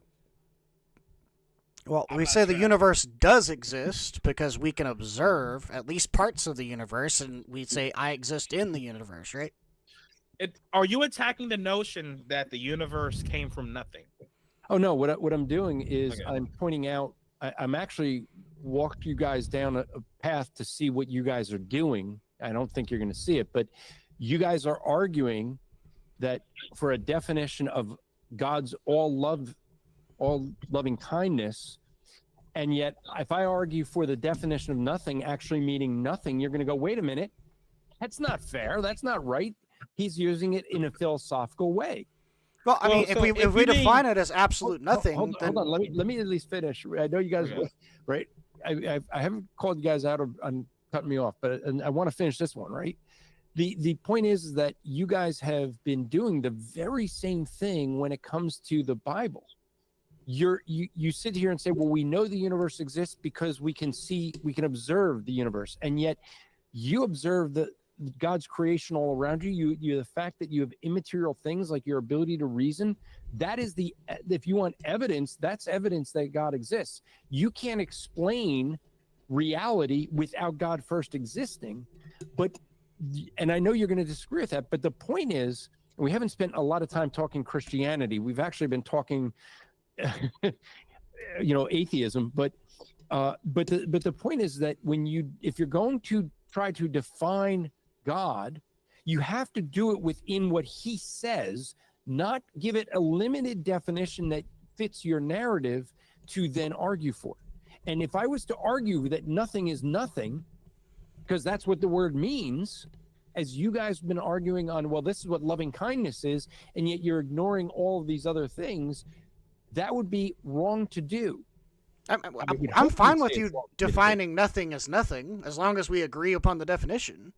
But then I would say that the universe could not have never existed because something always was, because nothing is nothing. See, but you don't want to accept that there could be a different definition to God than the one you've created, where he's all loving, all kind, and allows suffering, but there's suffering in the world, I should say. You have to redefine what all loving means. No, and that's what I'm saying. The way we define, because you said correct. The way you define all loving as in a God who just cares about what.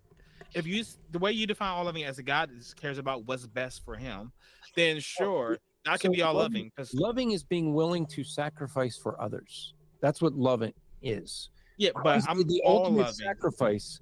He did the ultimate sacrifice. Okay. By dying on the cross for our sin. That's the ultimate act of love. Okay. So you can't. You're now, and I know you're just getting ready to say, well, all loving. Well, no, you're now adding to it. You're making up a definition that is outside of the character of God. All definitions are made up. That's why I was. Well, all definitions are made up. That's why we had to define what the terms mean. Because if you're defining all loving in a different way than I am, then we're going to have very different expectations about the things. Saying that for 2 hours.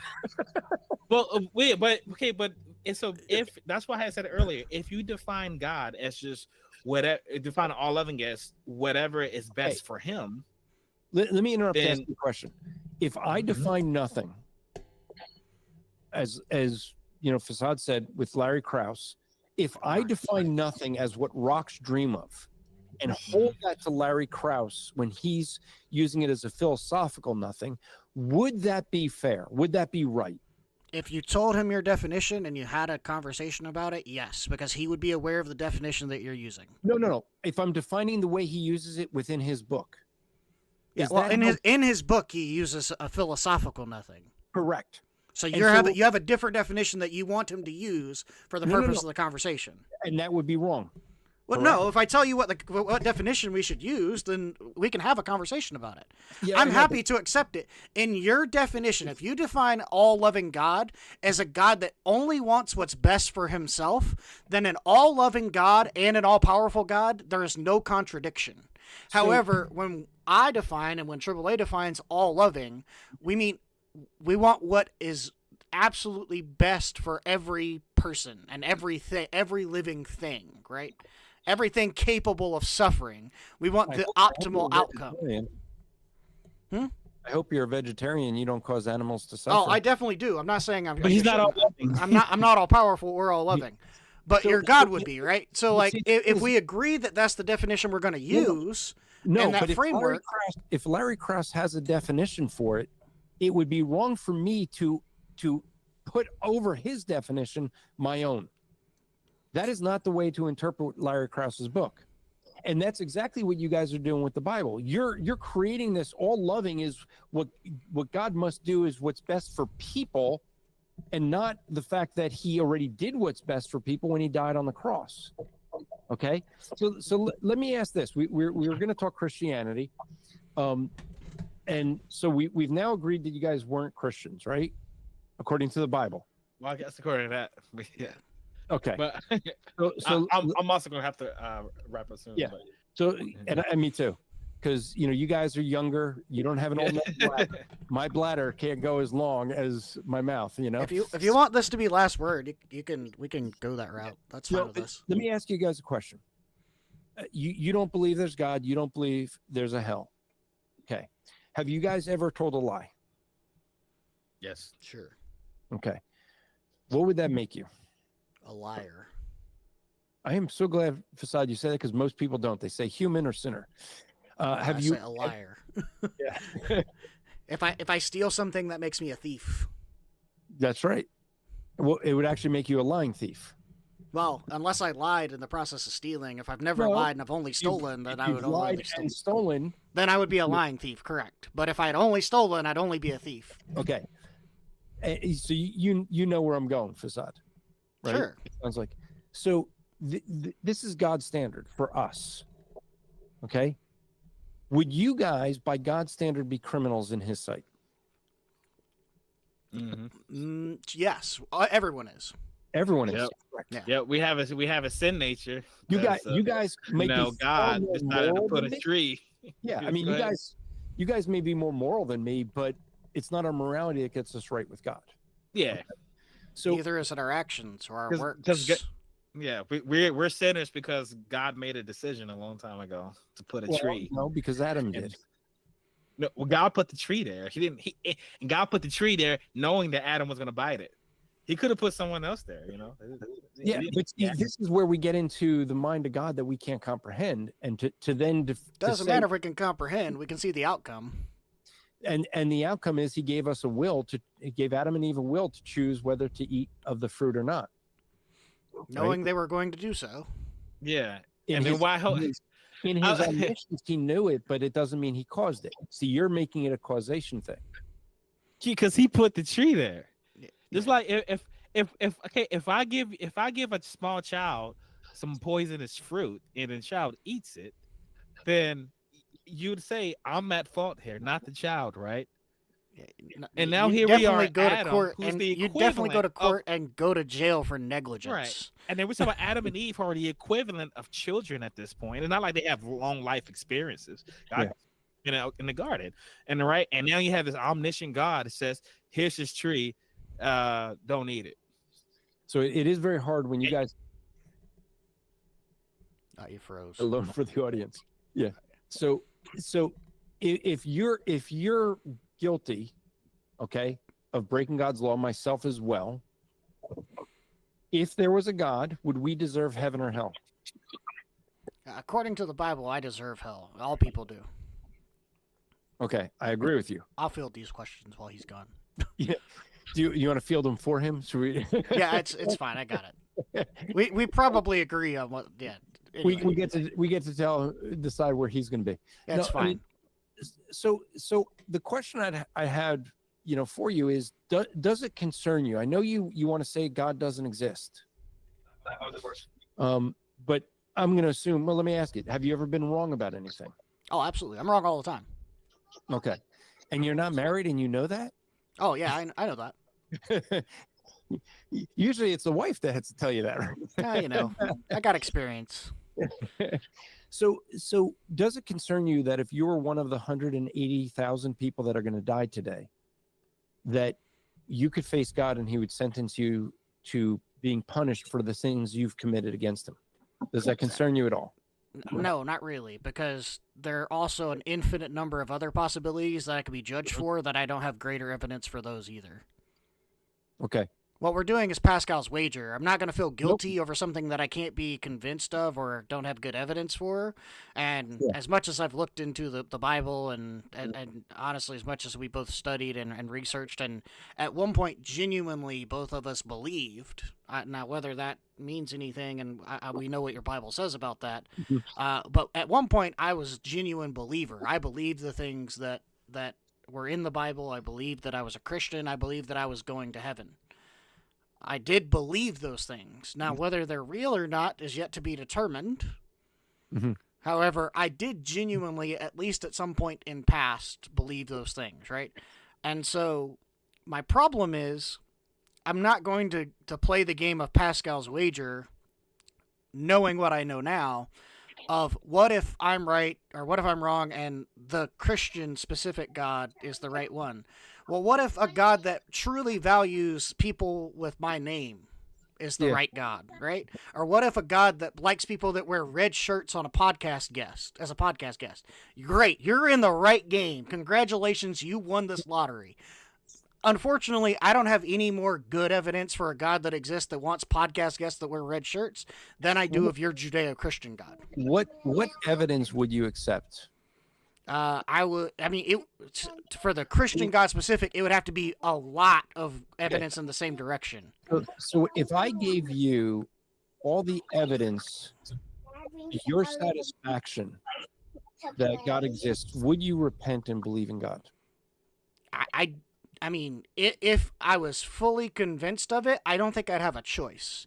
The logical, rational, and even emotional and the overwhelming presence of God would be more than enough, and it wouldn't even need convincing. I would have already been convinced. And by the way, like, you may not know it, and I may not know exactly what it would take, because there's so many nuances in the Christian God that, like, even if you could, like, convince me of certain aspects or things that your God has done or that this exists, that doesn't mean that all these things logically follow. That's problematic. But let's pretend that there was enough overwhelming evidence for the Judeo-Christian God. Your God knows what that is. Yeah. And so the thing is just like Lawrence Krauss' book, you can't put your definitions on who God is and what he must do. And by the way, I'm fine with that, assuming that your God is real. There's nothing that he has to do. But that's also the reason I was a Calvinist. It's also the reason I was a determinist. It's also the reason I think that people are going to go to hell because of God's determining factors. Yes, and even if they wanted to go to heaven.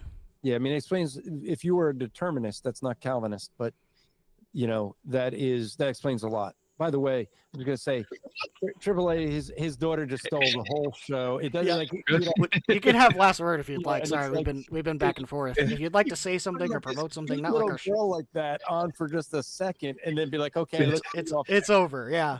If there's any, I mean, not like our show is big or anything, but if you'd like to promote anything or say anything, you can have last word. We'll shut up. No, I enjoyed the conversation. I really did. And you guys are always welcome to come on to Apologetics Live. Because it's open to anybody. So, but yeah, no, I think it was a good conversation. I unlike sometimes where people are just going to fight tooth and nail even when they're blinded. You guys are, I think, being honest with your views. Look, quite frankly, most people will fight and say, well, it doesn't matter what the Bible says. I was really a Christian. You're recognizing, hey, that's what the Bible said. So I give kudos to you for that. I do, I pray. Oh, don't push her away. Kick her out.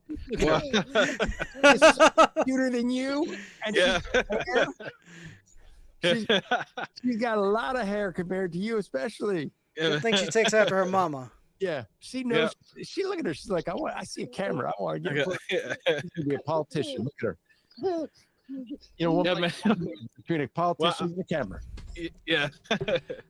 Well, I wanted to thank you for coming on, man. I thoroughly enjoyed the conversation. I want to get you back on. Actually, I wanted to talk more about the mind needing God. Yeah. Yeah, and so I wanted to get on that early on, but we got distracted. I was thinking we'd end up talking about I was hoping to talk about how many religions there are in the world, because I believe there's only two. Oh yeah, okay. Christianity and wrong, is that the two? Divine and man-made. Okay. Okay. I was close. Mine was kind of close, right? Well, but why would Christianity be the divine one? That's where I thought we'd end up going. Fair enough. All right. Well, Andrew, it was really nice talking to you, man. I really appreciate you coming on. Sorry, it was a little talking over back and forth, but that's the way it goes sometimes. And we really appreciate you coming on. And it's called Apologetics Live. Is that what you said it's called? Yeah. If you go to apologeticslive.com, you can go to strivingforeternity.com. That's where you find everything about me, my podcast, my books, my, the different things that we're doing. So yeah. Cool. All right. Well, go check that out. And if you have questions or if you want to tackle Andrew and ask him questions, that's a great place to do it. Thank you guys for watching. Obviously, AAA is now preoccupied and